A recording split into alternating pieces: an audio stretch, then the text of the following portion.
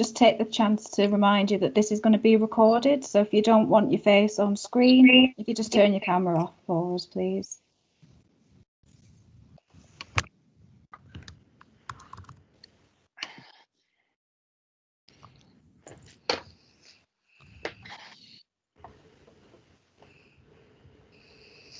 Hello, Headstart Home. Hi, Liz.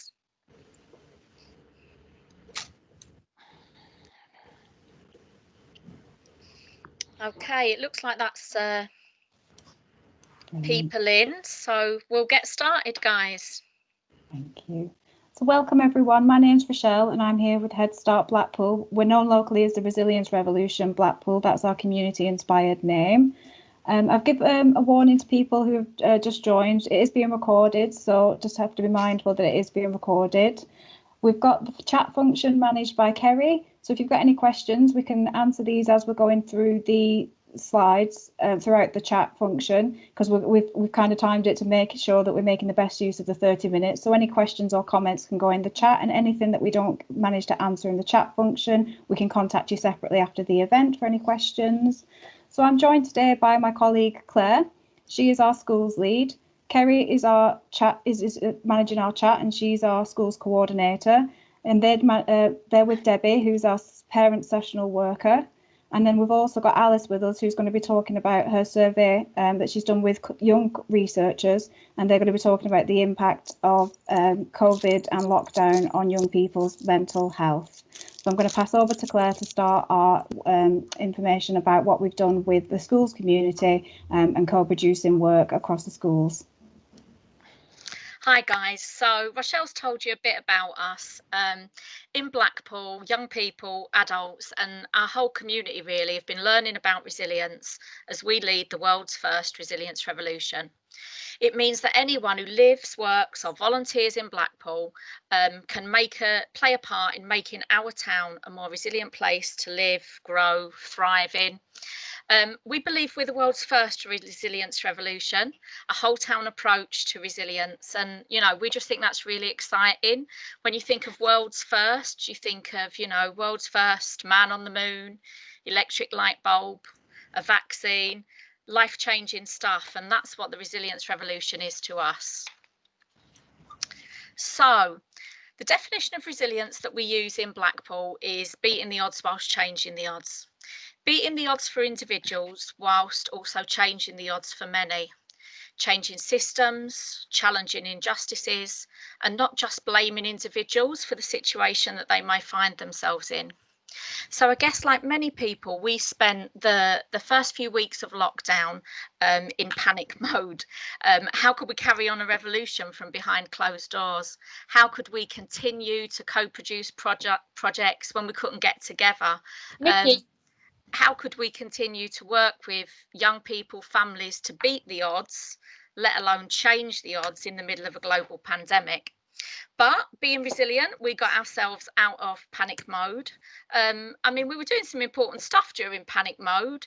Lots of the beating the odds work. We were sending self-soothe packs into schools for key worker children.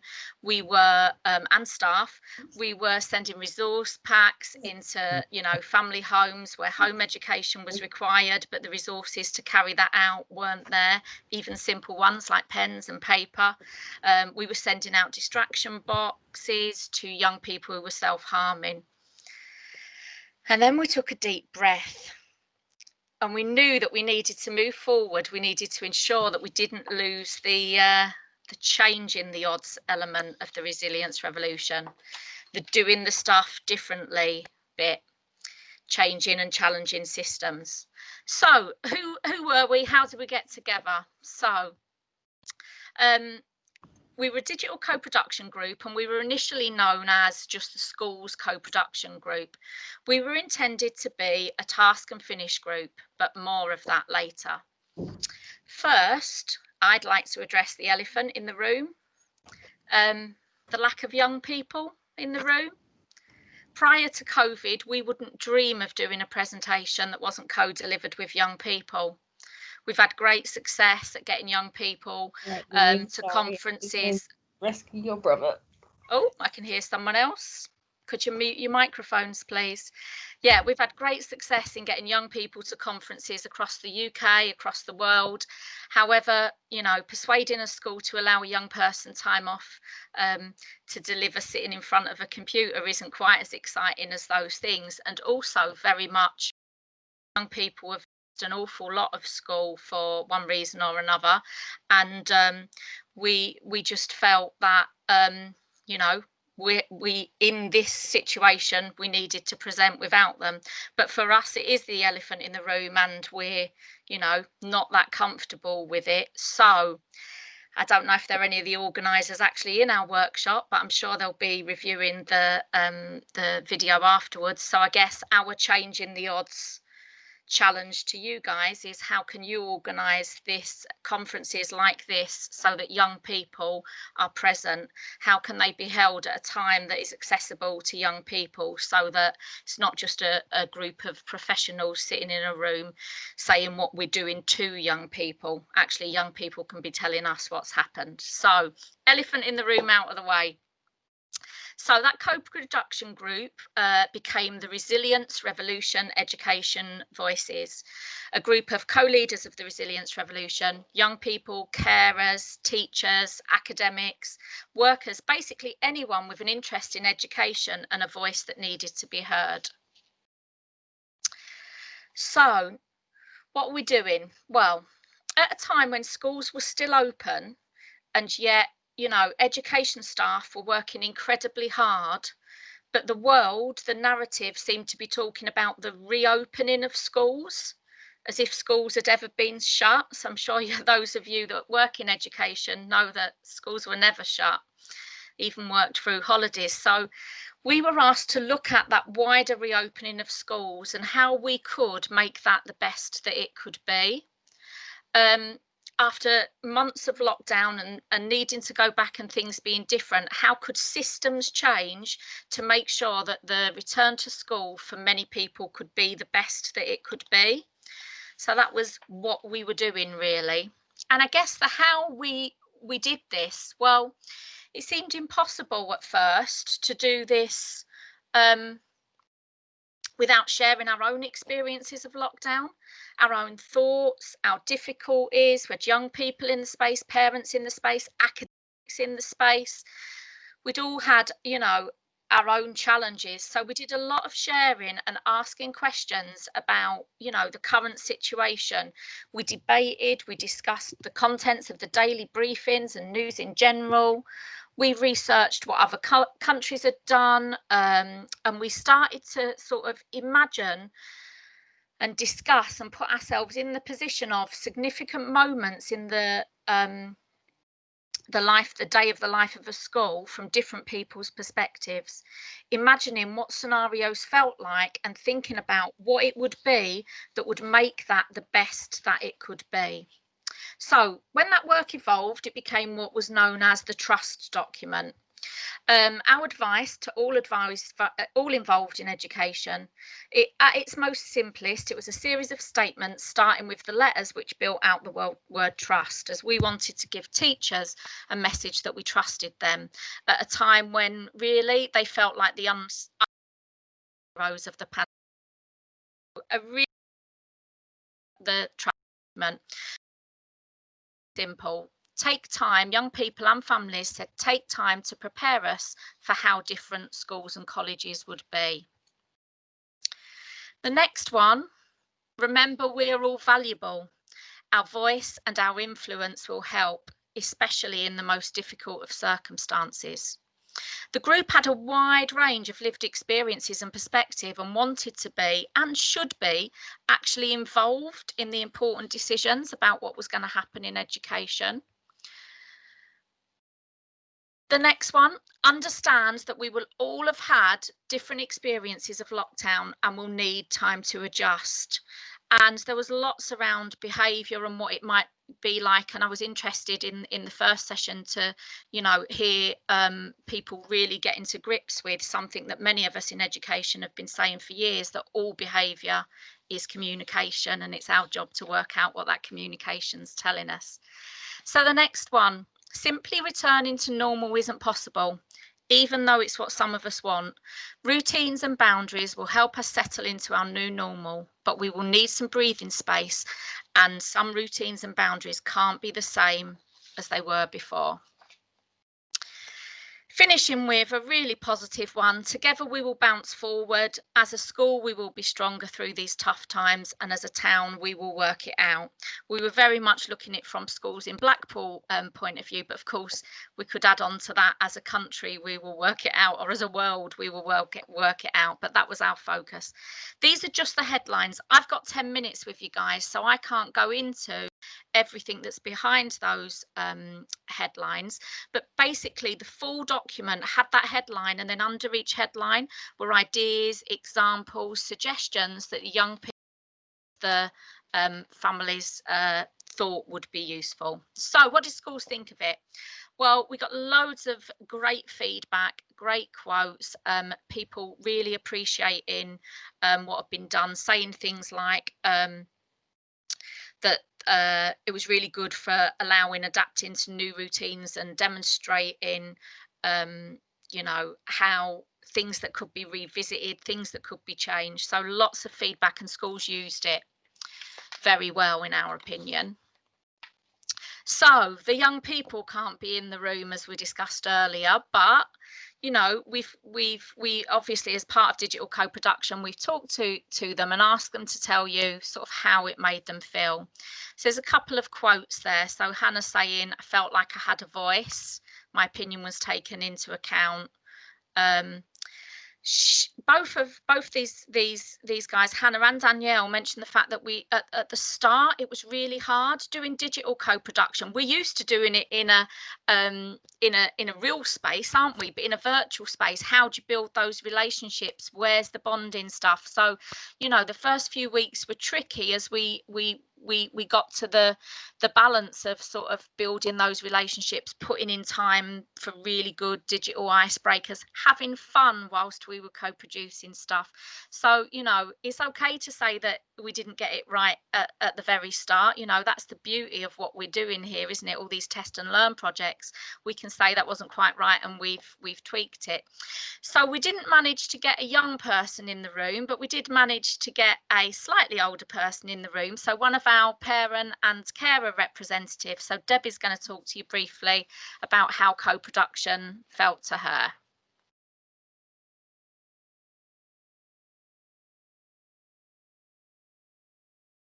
Oh, Debbie, are you there? Sorry, do apologise. I'm Debbie. I'm a parent of the Revolution. I'm a foster carer of a 13-year-old in secondary school, and I'm also the mum of 2 adult children, my youngest of which is at university. Working on the trust document as part of the Revs group enabled me to have an opportunity to raise concerns of myself and that of other parents and carers and their children around the hopes and fears of returning to school after the period of lockdown due to COVID. Being at home with the children, I understood how challenging it had been for all concerned, and that it was very important for everyone that schools, colleges, and universities returned as soon as it was safe to do so. There were so many anxieties from the adults and the children, and being able to put the voices of myself and others into the group and into the document felt like it was a giant step in helping to pave the way forward to returning back to some normality. I'm very pleased that there was such a positive response from the schools when the document was received by them, and I am glad that it helped to establish a smooth process on return of the children to school and those to universities and colleges alike. That's my speech over. Thank you very much. Thanks for your reflections, Debbie. That's great. So, what's next? I said at the start it was a task and finish group, but actually we did the task, but we're not finished. I guess a bit like the pandemic's not finished. So we're carrying on. We're designing some top tips for digital co-production because we found it tricky, and we know other people will. Hannah and Danielle feel absolutely passionately about exams and what exams should look like for young people presently. So we're going to be doing some work around there. So that really is a 10-minute, in fact, I probably went over, I think it says 11 and a half minutes. Sorry, Alice. 10-minute headline talk on work that has taken months. So apologies if it's rushed, but I'm going to hand you over to Alice, who's going to tell you about another piece of our co-production during the pandemic. Thanks, Claire. So I'm Alice. I work in the research team, and I'm going to talk to you about another piece of co-production work, our COVID-19 survey project. So unfortunately, as Claire mentioned, the young people that took part at school right now couldn't be with us. So I'm just going to talk you through what we did, what we found, and some of the group's reflections. So at the end of April, we were asked to carry out some research to find out young people's perspectives on what kind of support might be needed from schools and colleges, both during lockdown and also for wider reopening. We felt it was really important to amplify the voices of Blackpool's young people and help them have a say in the planning discussions that were taking place at the time. So a group of us got together to work on the project, including myself, a youth engagement worker, and 3 young people. We met over Google Hangouts twice a week for nearly 2 months and worked co-productively to carry out a survey. So together we designed the survey questions, and young people's input was really invaluable here, not just in terms of what questions to ask, but also making sure the wording would be right for different ages. We also came up with a strategy for how we would promote our online survey and what kind of text we would include in our social media posts. One young person even filmed a video of themselves to help encourage other young people to complete the survey. After the survey closed, we looked at the responses and made sense of the data, and that included talking about to what extent it matched up with what we were expecting. And finally, we wrote a report where young people played a really key role in reflecting on the survey findings and thinking, what would we actually suggest for this and who would we aim that at? So as a result, we came up with recommendations for 3 main groups, which were teaching and support staff, school leaders, and policymakers. So in the 10 days the survey was open, we received 129 responses from young people, mostly across Blackpool, Fylde and Wyre. Most young people, at 82%, were attending school or college remotely at the time. Only a small number said they were still going into the physical school space. We heard from a range of school types, but the majority, at 60%, said they were attending mainstream primary schools. And as you can see from the graph, the most common year group we heard from was Year 6, and the least common was Year 11. So now I'm going to move on to talk about some of the survey themes. So there were 3 main areas we asked young people about in our survey. First, we asked them how they felt about the prospect of moving up a year group in September, and that included asking them to think back how they felt before lockdown started and how they felt currently. So they could choose from different options for emotions or add their own, and we grouped the responses into either positive, negative, or mixed/unsure. And overall, we found that compared to pre-lockdown, positive feelings about moving up decreased by 26%, negative feelings went up by 70%, and mixed feelings or uncertainty went down by 42%. And a couple of the young people in our co-research group were in Year 6 at the time, so that's partly why we asked that question, because they were really interested in hearing how other young people their age were feeling about moving up to secondary school. So when we focused on the Year 6 students, we found that positive feelings improved slightly, but still remained fairly low, and the majority of Year 6s, at 71%, reported feeling negative or mixed emotions during the lockdown period.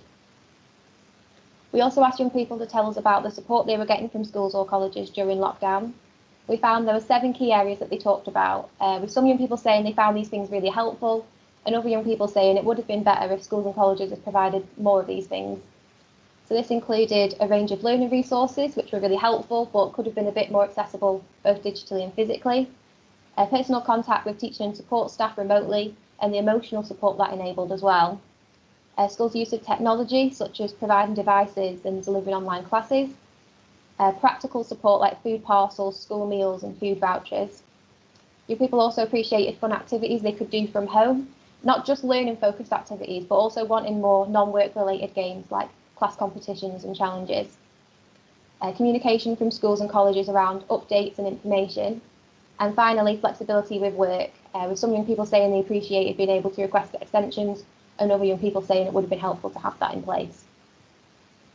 And finally, we asked young people what they thought would help students to return to school or college safe and supported to learn. So we encouraged them to think big from a systems change perspective by asking them what they would do if they were head teacher and what they would do if they were the Prime Minister.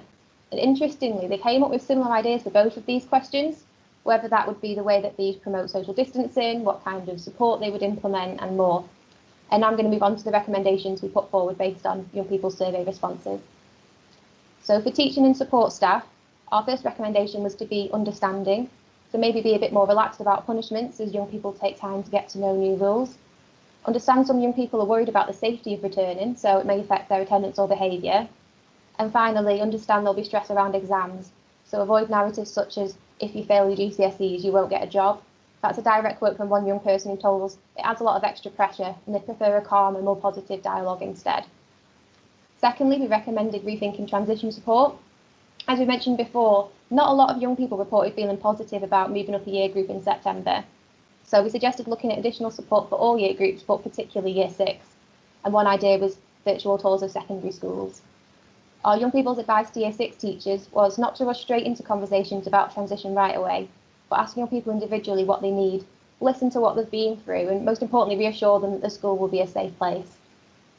Our third recommendation was to make social distancing comfortable for young people. Most young people told us they understood that they would need to social distance, but they would like the expectations to be really clear. So we recommended that school staff give daily reminders to the whole school and then repeat to individuals where necessary. Because one young person told us that they'd be worried about getting teased if they tried to pull up their friends themselves for not following social distancing. Young people also suggested encouraging social distancing in a fun way. For example, one young person had an idea for a game where each group or bubble could come up with their own silly word to say if others get too close. And finally, we recommended keeping the activities going. So young people enjoyed the variety of activities to do over lockdown, and we recommended introducing these into lessons once schools and colleges were open to more students. That might be a guided mindfulness game, a class quiz, or writing postcards to residents in care settings within language lessons. For school leaders, our first recommendation for them was to provide the guidance and support needed to implement the recommendations that we'd aimed at teaching and support staff. For example, that might involve fostering the right environment, providing practical support, or looking at school policies to embed these changes right across the school culture. Secondly, young people told us they found it helpful to be kept in the loop with school news during lockdown, but more communication would be even better. So we recommended different ways schools and colleges could keep young people and their families up to date with what's happening. Our third recommendation was to consider planning support for the summer holidays. As young people told us they found school support really helpful during lockdown, so we recommended considering what could be offered over summer. And finally, young people expressed a range of stresses and anxieties about returning to school or college. They're worrying about things like transition, exams, and safety from the virus itself.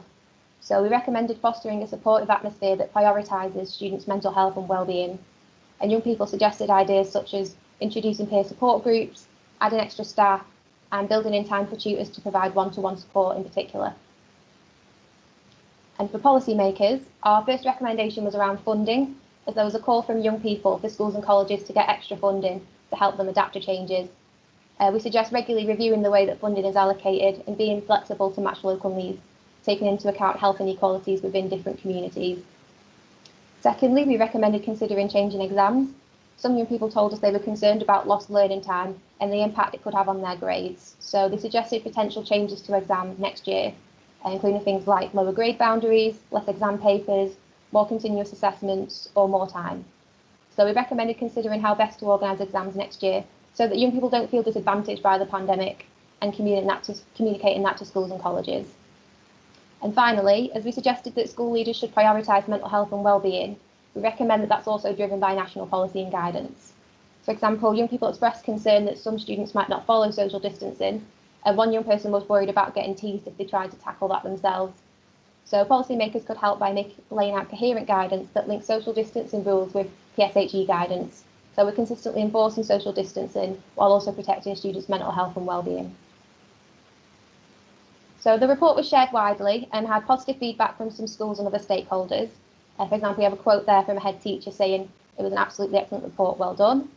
We also received great feedback from the North West Association of Directors of Children's Services, who went on to share it with the Department for Education and Children's Services nationally. They said, I can't muster a superlative to do this justice, absolutely cuts through to the heart of the issues and provides sensible and evidence-based messages. It really is an excellent piece of work.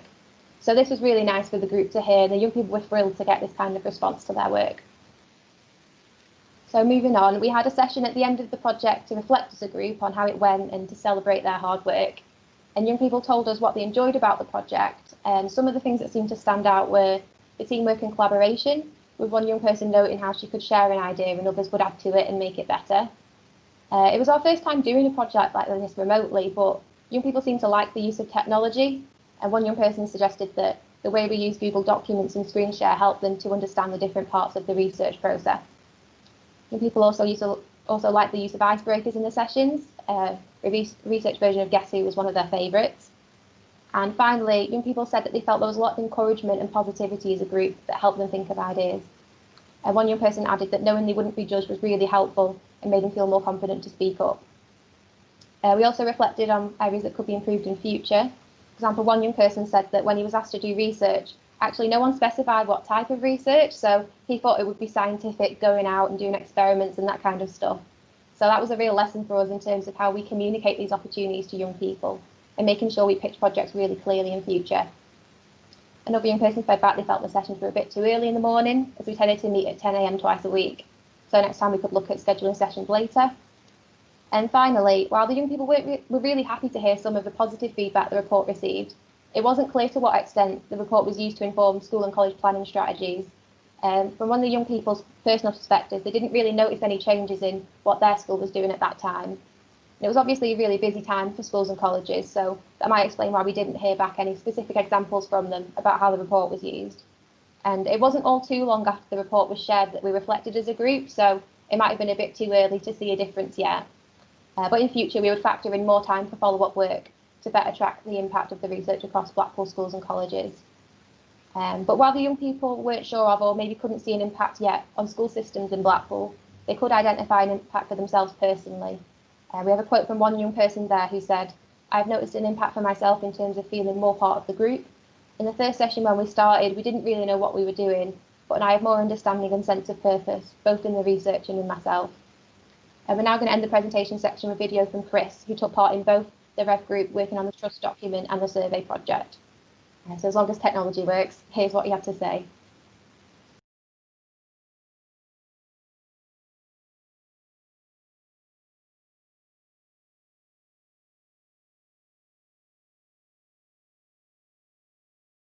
Doesn't seem like the video is going to work, I'm afraid. Despite doing a couple of practice runs, it's always the case.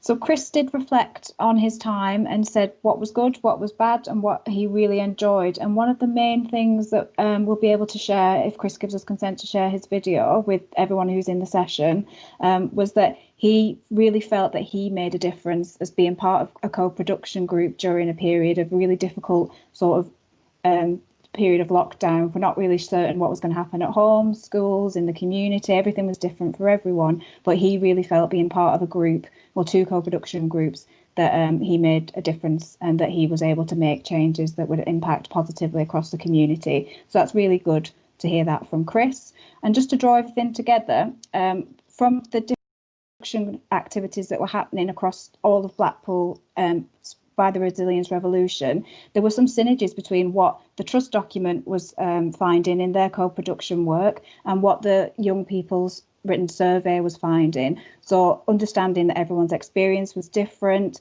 having flexibility and prioritising well-being and support were clear examples of that. But one of the things that we need to push forward with in the next stages is that making sure that the generation is not lost and known as the COVID generation, and that there's no disadvantage due to their exams. So what we want to see is that there's systems change to make sure that there's a fair and equal exam and assessment system that is informed by what young people are experiencing on the ground. Thank you.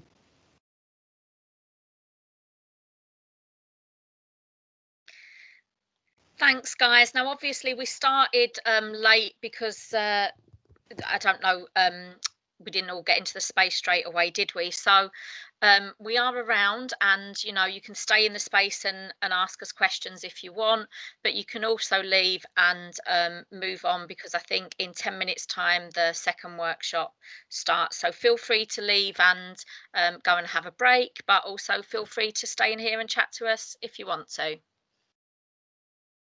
Has anybody got any questions? Claire, my name's Lynn Mackey. I'm an educational psychologist, and I've been to some of your conferences before. How important do you think it was that you had that real firm foundation prior to lockdown in order to establish and maintain this work? That's a really good question, Lynn, because if you've been to our conferences before, you'll know how much we value and you know, really it is a resilience revolution that has many people in. And so that foundation for us obviously meant that we weren't going to let a little thing like a global pandemic uh, set us back too much and not do co-production and not do the vital work that we were already doing. Um, so I guess digging into your question, the question would be, if we didn't have those foundations, could we have started it? And actually, I think it would have been difficult, but yes, I think we could have started working in a very co-productive way. Having the resilience revolution is like a social movement, and I think that those things are still possible to do, but I do think they're going to be trickier. And we were in a very lucky position in that we already had you know, we already had a social movement called the Resilience Revolution that had co-production as one of its fundamentals. It was already there, it existed, so that, you know, schools and other people and the local authority could work with us on pieces of work like this. But I do think anybody could start it right now, you know, if they wanted to, you know. Does that answer, Lynn? It does, thank you. I just know I'm thinking about the trust model, and I think you've probably already got an element of trust between yourselves and the schools going on forward anyway. So you had that strong foundation on which to build, didn't you? Yeah, absolutely. And that trust document is on our website, and when the slides get sent out and stuff, we can make sure that a link to our website is in there, because like I say, this really was a whistle stop tour of two big pieces of co-productive work. Thanks, Lynn. Anybody else? Okay, enjoy your break, guys, and enjoy your next workshop. Thank you very much for coming.